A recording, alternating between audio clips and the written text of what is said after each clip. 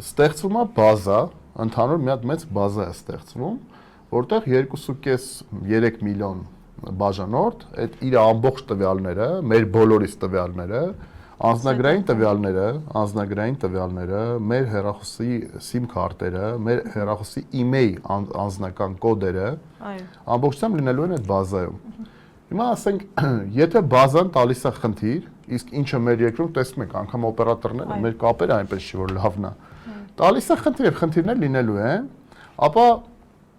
այդ բազան եթե տալիս է խնդիր, օպերատորները ստիպված են լինելու անջատել մեր հեռախոսները։